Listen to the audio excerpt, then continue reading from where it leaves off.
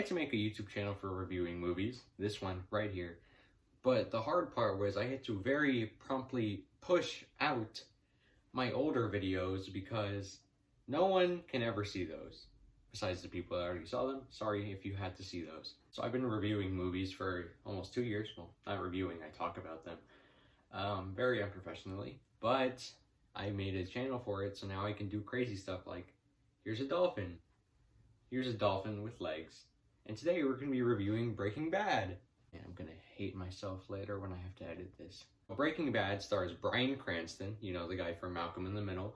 And you would think, well, looking at that, this must be a really funny show. It's not. But he plays Walter White very well. Very, very well. And he's joined by Aaron Paul, who plays Jesse Pinkman, a former chemistry student of his. So when Walter White gets diagnosed with cancer, he decides that he needs to make money to pay for his treatment and leave behind money for his family when he eventually, croaks. So he gets Jesse, and together they become meth partners. They start a meth lab. The character development in the show is really great because you see Walter White at the beginning of the show. He's like a really nervous, normal chemistry teacher, awkward dude. And at the end of the show, he's bald. So there's obviously a lot of stuff going on in between there. And you look at season 5 Walter, and you're like, season 1 Walter wouldn't do that. And you can really see like the steps he took to get there, because you're with him through the entire journey. And Jesse's journey is the sadder one. Well, everything is sad, but Jesse's journey is more of like a downward spiral, as where Walter's is like a roller coaster, like that. So the characters are really rounded off. These two main characters are really rounded off, and it makes it feel really lively and like you're watching real people do fake things sometimes, but real situations. And I'm pretty sure Walter White was the guy that made being bald and having a goatee cool. So it's cool, but thinking about it without Bryan Cranston wearing it makes it feel really lame. The show doesn't promote like creating a meth empire or, killing people. It like really shows you like that there's a downside to that you do not want to get involved in. So if you were thinking about it, stop thinking about it. So as Walter's life spirals deeper and deeper into crime, you see him get more people involved. He gets a lawyer played by Bob Odenkirk, one of the best characters, obviously.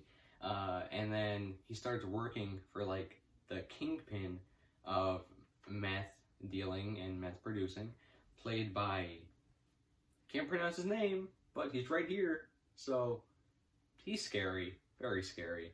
And then you get Mike, Hitman, who's basically the Gus's second right-hand man. So those 3 characters gotta be really good. And the way that you see them built and fleshed out through the series makes it really worth it. Because you fall, one of them you're gonna be like, I don't think I should like you. But the other 2, you're gonna be like, man, I really like these guys, even though they're working for a sociopath. Anyways, Walt's character is really complicated because if you were watching a movie where the police officer was a main character, which by the way, a police officer is a main character, Walt's brother-in-law Hank, played by Dean Norris, Mr. Meme Face himself, he's a DEA agent, and he's kind of down on his luck. He's trying to figure out, who's making all this blue meth, which is Walt's meth. He's trying to piece it all together, and Walt the whole time is just like twirling his fake mustache.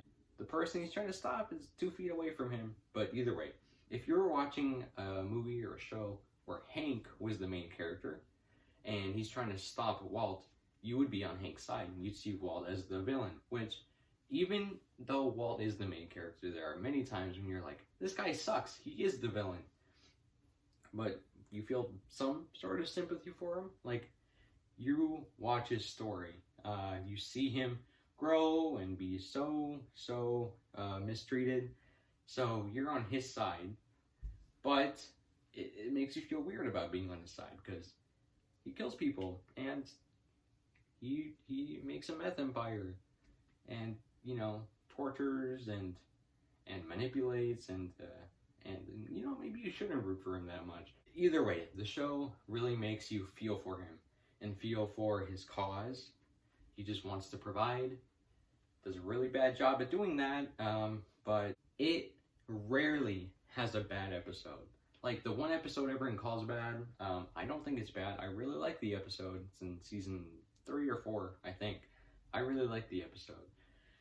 There are very few episodes, mostly in season 2, that drag on more than they are needed to. But even then, that's like a very small amount. There is not a single horrible, I would never watch that episode of the show. It slows down and it kind of drags, but it's worth it, because at the end you're like, I'm really glad I saw that. I'm really glad I got to see these characters fleshed out. I'm really glad I got to just get more depth into the world. I have never felt more on the edge of my seat than I have in this show. Like, so many tense, heart-pounding moments happen, especially in the season finales, because, man, can they write some good season finales. But even, especially in season 5, there are so many episodes where your heart's pounding, and you don't know what's going to happen, and it creates really good tension, and it's very, very well written, very well directed, especially, very well acted. I already said that, but the acting in this show is fantastic. I would definitely recommend this show on Netflix. It's going to be an easy 10 out of 10 for me. A lot of stuff I didn't get to, but it's a really big, lengthy show, so I suggest you watch it for yourself. Unless you are thinking about building a meth empire, in which case you probably shouldn't watch this show.